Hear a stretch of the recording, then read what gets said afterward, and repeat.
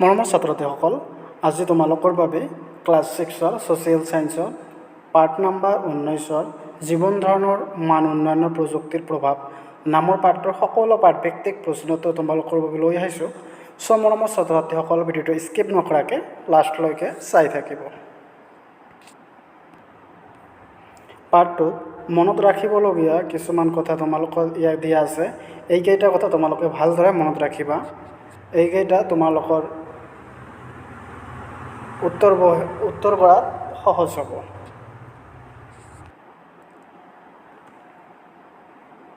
প্ৰথমতে দিয়া আছে মানুহৰ অভাৱ সীমাহীন।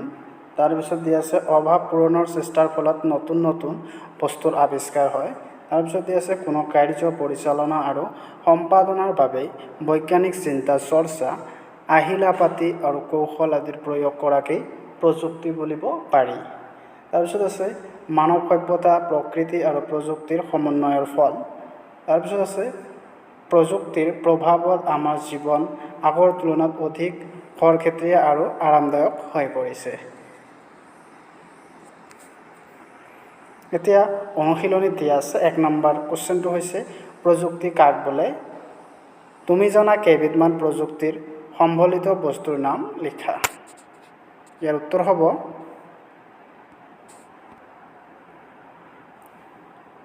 উত্তৰ হ'ব কোনো কাৰ্য পৰিচালনা আৰু সম্পাদনাৰ বাবে বৈজ্ঞানিক চিন্তা চৰ্চা, আহিলা পাতি আৰু কৌশল আদি প্ৰয়োগ কৰাকে প্ৰযুক্তি বুলিব পাৰি। কেইবিধমান প্ৰযুক্তি সম্বলিত বস্তু হৈছে বাছ, এৰোপ্লেন, ট্ৰেক্টৰ, কম্পিউটাৰ ইত্যাদি। তাৰপিছত দ্বিতীয় কুৱেশ্যনটো হ'ল আমাৰ জীৱন যাপনৰ মান উন্নয়নত প্ৰযুক্তিয়ে কেনেধৰণৰ সহায় কৰিছে? ইয়াৰ উত্তৰ হ'ব প্ৰযুক্তিয়ে মানৱ জীৱনৰ উন্নয়নত বহুখিনি সুবিধা কৰি দিছে।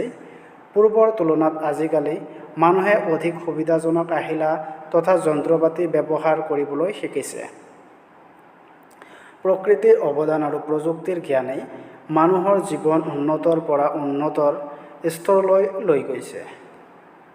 উদাহৰণস্বৰূপে নদীৰ পানী প্ৰকৃতিৰ দান, কিন্তু সেই পানী জলসিঞ্চন আৰু বিজুলী সৃষ্টিৰ বাবে ব্যৱহাৰ কৰিবলৈ আমাক প্ৰযুক্তিৰ জ্ঞানৰ দৰকাৰ।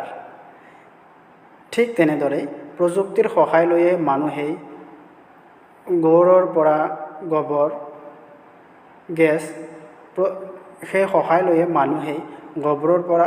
গেছ প্ৰস্তুত কৰি আৰু সূৰ্যৰ ৰশ্মিৰ পৰা সৌৰশক্তি আহৰণ কৰি বিভিন্ন সময়ত বিভিন্ন কামত ব্যৱহাৰ কৰি আহিছে। 3 নম্বৰ কুৱেশ্যনটো হৈছে প্ৰযুক্তি অবিহনে আমাৰ জীৱন ধাৰণ প্ৰণালী কেনেকুৱা হ'লহেঁতেন বৰ্ণনা কৰা। ইয়াৰ উত্তৰ হ'ব মানৱ জীৱনত প্ৰযুক্তিৰ প্ৰভাৱ অসীম। ৰাতিপুৱা শুই উঠাৰ পৰা আৰম্ভ কৰি ৰাতি শোৱালৈকে প্ৰযুক্তিৰ দ্বাৰা লাভ কৰা বিভিন্ন সা-সামগ্ৰীৰ বাবে আমাৰ জীৱনটো অতিকৈ সহজ হৈ পৰিছে। উদাহৰণস্বৰূপে চিলিণ্ডাৰ, গেছ আদি আৱিষ্কাৰ হোৱাৰ আগতে মানুহে গছ কাটি খৰি লুৰি খাদ্য সিজাবলগীয়া হৈছিল। ঠিক তেনেদৰে আগৰ দিনত কৃষকে পৰম্পৰাগত সা-সঁজুলি যেনে কোৰ, নাঙল, মৈ আদিৰে মাটি চহাই খেতি কৰিছিল। ট্ৰেক্টৰ আৱিষ্কাৰ হোৱাৰ পিছত কৃষকৰ বহুখিনি কষ্ট লাঘৱ হ'ল। যান-বাহন আদি আৱিষ্কাৰ হোৱাৰ ফলত মানুহে দূৰ দূৰণিলৈ কম সময়তে অহা যোৱা কৰিব পৰা হ'ল। বৰ্তমান সময়ত আমি ব্যৱহাৰ কৰি থকা টিভি, কম্পিউটাৰ, এচি, ফ্ৰিজ আদি বিলাসী সামগ্ৰীসমূহ প্ৰযুক্তিৰে ফল। মূলতঃ প্ৰযুক্তিৰ ব্যৱহাৰে মানুহৰ শাৰীৰিক কষ্ট লাঘৱ কৰাৰ লগতেই জীৱনৰ বহুখিনি সময় ৰাহি কৰি তথা জীৱনটো উন্নত কৰি তোলে। 4 নম্বৰ কুৱেশ্যনত দিয়া আছে নদীৰ পানী প্ৰকৃতিৰ দান। এনেদৰে আৰু কি কি প্ৰকৃতিৰ দান আছে সেইবোৰক আমি কি কামত ব্যৱহাৰ কৰোঁ ব্যাখ্যা কৰা। ইয়াৰ উত্তৰ হ'ল আমি দৈনন্দিন জীৱনত ব্যৱহাৰ কৰা প্ৰায়ভাগ বস্তুৱেই প্ৰকৃতিৰ দান বা প্ৰকৃতিৰ প্ৰদত্ত। প্ৰকৃতিৰ পৰা আহৰণ কৰা বস্তুবোৰ আমি প্ৰযুক্তিৰ জ্ঞানৰ দ্বাৰা নিজৰ উপকৰণত লগাওঁ। উদাহৰণস্বৰূপে মাটিৰ ভিতৰত সঞ্চিত ভূজল আমি খোৱা পানী হিচাপে গ্ৰহণ কৰাৰ উপৰিও কৃষি আৰু উদ্যোগত ব্যৱহাৰ কৰোঁ।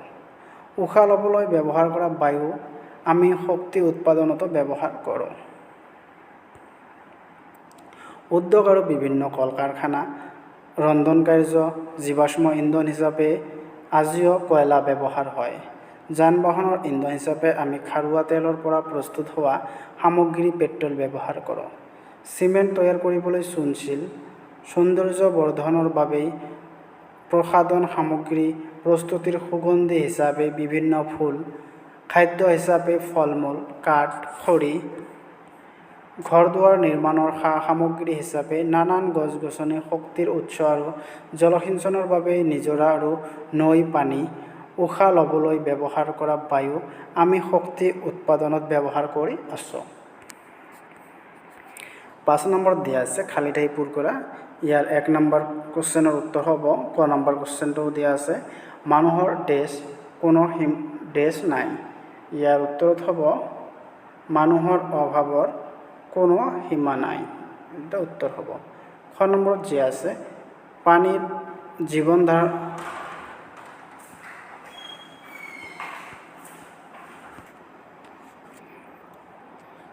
নম্বৰত হ'ল জীৱন ধাৰণৰ মান উন্নত কৰিবলৈ বিচৰত প্ৰতিগৰাকী মানুহৰ স্বাভাৱিক হাবিয়াস।